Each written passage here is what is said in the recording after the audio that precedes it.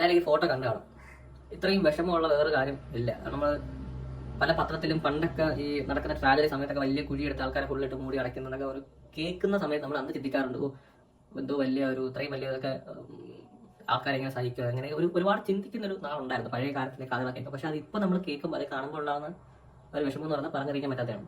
ഇത്രയും പേര്, അതും അൺനോൺ ആൾക്കാർ, നമ്മൾ ടെക്നോളജിയിൽ ഇത്രയും വളർന്നു നിൽക്കുന്ന ഒരു കാലത്ത് ഇത്രയും പേരെ തിരിച്ചറിയാൻ പറ്റാതെ അവരുടെ കുടുംബങ്ങളുടെ ഒരു ട്രോമ നമ്മൾ മനസ്സിലാക്കണം. കുട്ടികളുടെ ട്രോമ അത് ശരിക്കും ഇങ്ങനെയുള്ള സ്ഥലങ്ങളിൽ ഉണ്ടാകുന്ന ഏറ്റവും വലിയ പ്രശ്നം എന്ന് വെച്ച് കഴിഞ്ഞാൽ കുട്ടികളുടെ മാനസികാരോഗ്യം എന്ന് പറഞ്ഞാൽ ഭയങ്കരമായിട്ട് ബാധിക്കും. ട്രോമറ്റൈസ്ഡ് ആയിപ്പോൾ അവരുടെ കുടുംബാംഗങ്ങൾ ഇങ്ങനെ ഇത്രയും പേരെ കാണുമ്പോൾ അത് അൺനോൺ ആയിട്ട് പോകുന്ന സമയത്ത്, അല്ലെങ്കിൽ ശരിക്കും പറഞ്ഞാൽ അവർക്ക് പ്രോപ്പർ കൗൺസിലിംഗ് അല്ലെങ്കിൽ ആ രീതിയിലുള്ള ഗവൺമെന്റ് മുന്നോട്ട് പോകുന്നു, പ്രത്യേകിച്ച് നമ്മുടെ എഡ്യൂക്കേഷണൽ ഡിപ്പാർട്ട്മെന്റ് ഒക്കെ, അല്ലെങ്കിൽ അവർക്ക് ഇത് ഭയങ്കര ട്രോമറ്റൈസ്ഡ് ആയി പോകും, ആൾക്കാർക്കും എല്ലാവർക്കും. അത് 6 മണ്ണ് മാത്രം മനുഷ്യന് മതി എന്ന് പറയുന്നവർ ഇതും കൂടെ കാണേണ്ടതുള്ളൂ. കാരണം 6 മണ്ണിന് ആവശ്യമുള്ള ശരീരം ബാക്കി ഉണ്ടെങ്കിൽ മാത്രമേ അതിൻ്റെ ആവശ്യമുള്ളൂ. ഇവിടെ പല സ്ഥലത്ത് നോക്കുമ്പോൾ പല ചെറിയ ചെറിയ പാർട്ടുകൾ മാത്രമേ ബാക്കിയുണ്ടായിരുന്നുള്ളൂ. അത്രയ്ക്ക് ഭീകരമായിരുന്നു ഈ ഉരുൾപൊട്ടൽ എന്ന് പറയുന്നത്.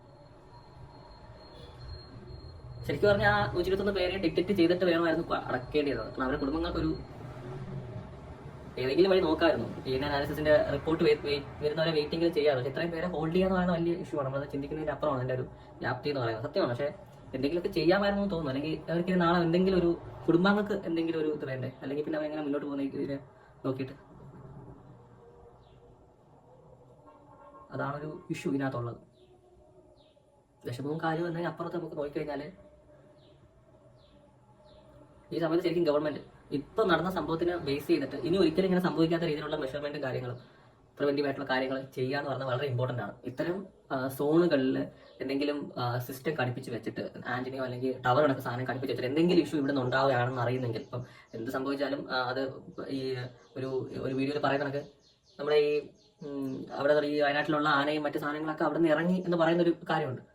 അപ്പം മൃഗങ്ങൾക്ക് കിട്ടുന്ന അതേ സെൻസ് നമ്മുടെ ടെക്നോളജി വൈസ് നമുക്ക് കിട്ടാവുന്നതാണ്. അപ്പം അങ്ങനെ കിട്ടുന്ന സമയത്ത് അത് എന്താ പറയുക, അതെടുത്തിട്ട് നമുക്ക് വലിയ രീതിയിൽ ജനങ്ങളിൽ എത്തിച്ചു കഴിഞ്ഞാൽ ഒരു കാഷ്വാലിറ്റി പോലും ഉണ്ടാവാൻ ശ്രദ്ധിക്കാൻ പറ്റും. ഇൻ കേസ് ഉണ്ടായാൽ തന്നെ CT കണക്ക് ഇപ്പോൾ വിർച്വൽ ഓട്ടോപ്സി എന്ന് പറഞ്ഞുകൊണ്ട് പോസ്റ്റ്മോർട്ടം ടെക്നിക്ക് തന്നെ ഉണ്ട് ടോട്ടലി. ഇപ്പം ഡൽഹി എയിംസിലൊക്കെ 3500-4000 കേസിന് അടുത്തെത്തിയത്. അപ്പോൾ നമ്മളും ആ പാത പിന്തുടർന്ന് മുന്നോട്ട് പോയാൽ മാത്രമേ നമുക്ക് രക്ഷയുള്ളൂ. അല്ലാതെ നമുക്കിനകത്തൊരു വേ ഇല്ല. ശരിക്കും പറഞ്ഞാൽ ഇതാണ് അവസ്ഥ.